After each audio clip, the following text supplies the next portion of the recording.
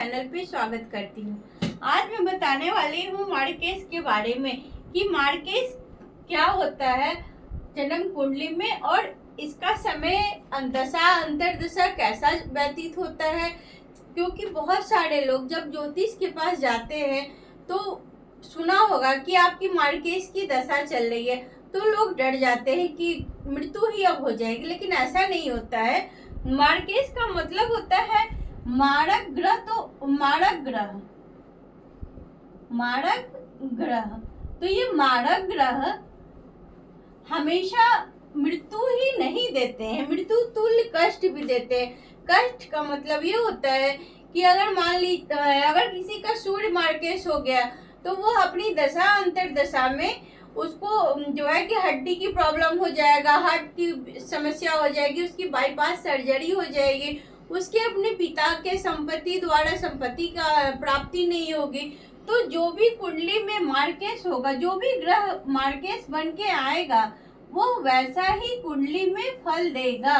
अगर चंद्रमा मार्केस होता है तो उसको अपनी माता से कष्ट होता है, उनकी माता का देहांत हो सकता है, या कोई लंबी बीमारी उनकी माता को हो सकता है, या वो जातक खुद डिप्रेशन का शिकार हो सकता है, अनिद्रा का शिकार हो सकता है, वो मेंटल हो सकता है, कोमा में जा सकता है। इस तरह की स्थिति बनती है।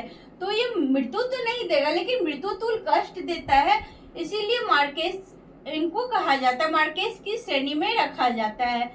अब बात करेंगे मंगल। मंगल रक्त से संबंधित पीड़ा देता है। इनका एक्सीडेंट हो जाए, चोट चपट लग जाए, अग्निकांड हो जाए, गोली लग जाए, इस तरह की जो समस्या होती है वो मंगल का मार्केस देता है। और बुध का जो मार्केस होता है वो शुरू में ही देता है, शीघ्र ही देता है। अब शुक्र की बात करते हैं तो जब जन्म कुंडली में शुक्र मार्केस होके आता है ना तो यह किसी स्त्री द्वारा अपमानित होना पड़ता है। जातक हो या जातिका, इनको किसी स्त्री से अपमान होना पड़ता है। हो सकता है इनके पार्टनर के साथ इनका ना चले, डाइवोर्स हो जाए, अलग हो जाए, कुछ भी हो सकता है। तो शुक्र इस तरह से मार्केस होता है।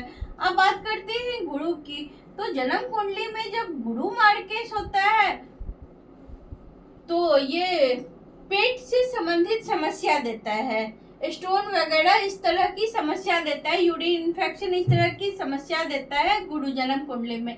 और बात करते हैं शनि।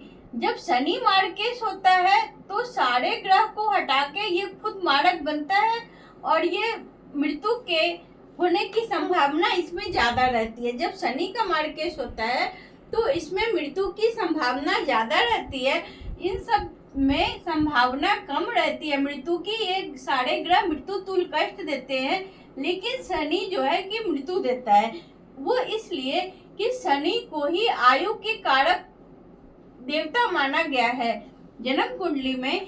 या किसी भी ऐसे नॉर्मली भी देखा जाए घर परिवार में भी, जिसके पास पावर होता है किसी को देने का, उसी के पास तो पावर होता है सत्ता वापस लेने का। तो इसी तरह से जन्म कुंडली में शनि के पास ये पावर होता है आयु का, किसी भी को भी आयु प्रदान करने का।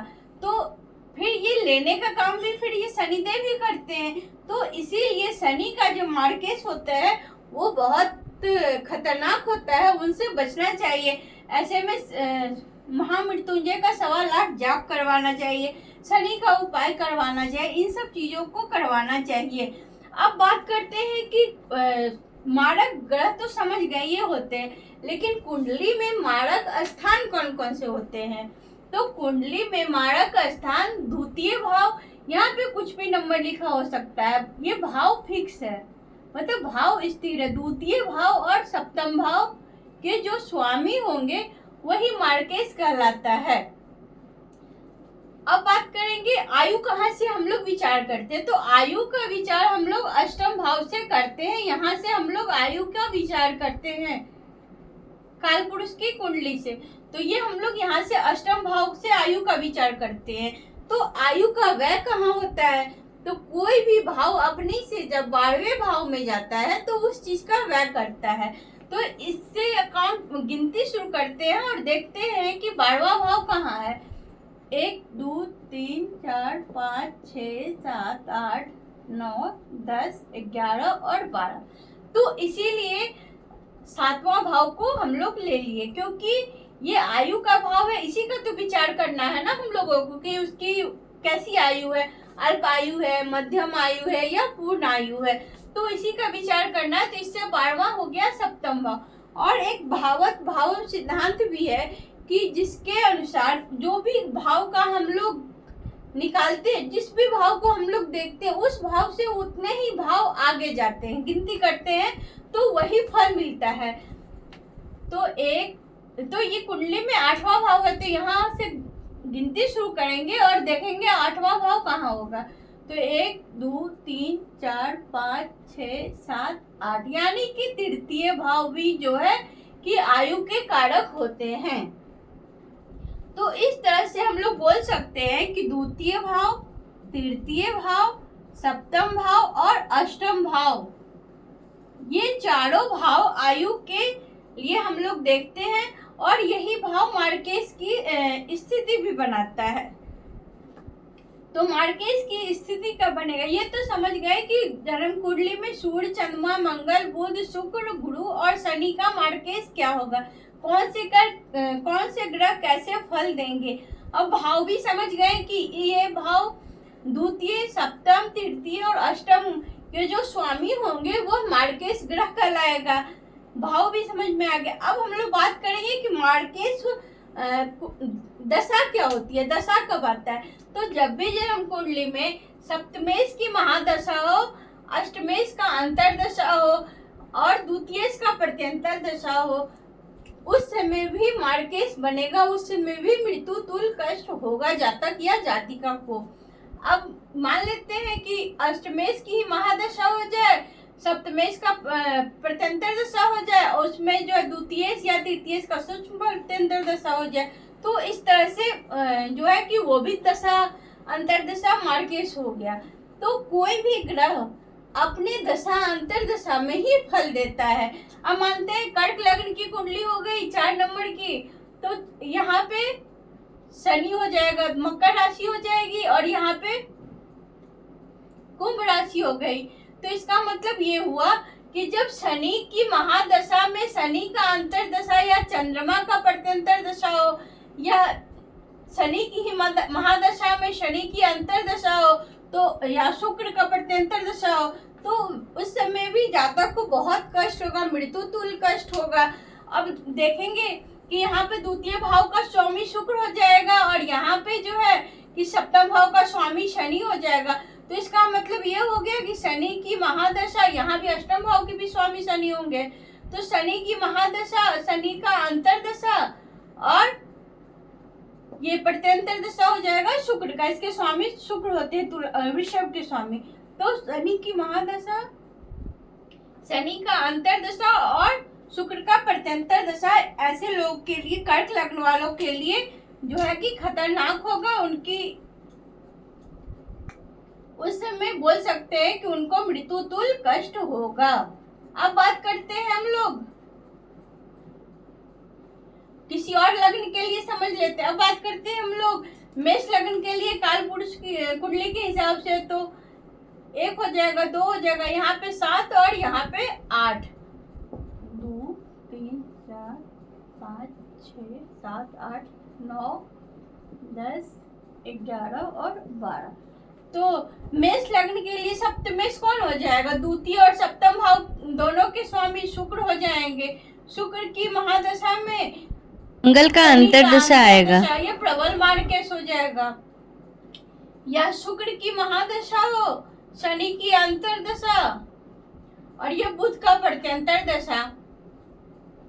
तो इस तरह से हर एक लग्न के लिए अलग अलग मार्केस होता है। अब कोई भी और भी दूसरे भी ले सकते हैं एग्जाम्पल के लिए लग्न। मैंने यहाँ पे 2 लग्नों को लेके आप लोग को बताया है। अब मान लीजिए तुला लग्न हो, तो तुला लग्न के लिए देख लेते हैं एक और एग्जाम्पल।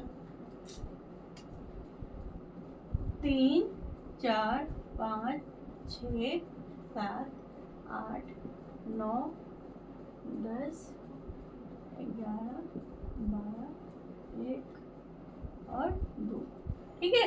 तो यहाँ पे द्वितीय और सप्तम के स्वामी कौन होंगे, तो यहाँ पे द्वितीय भाव के स्वामी चंद्रमा हो जाएंगे।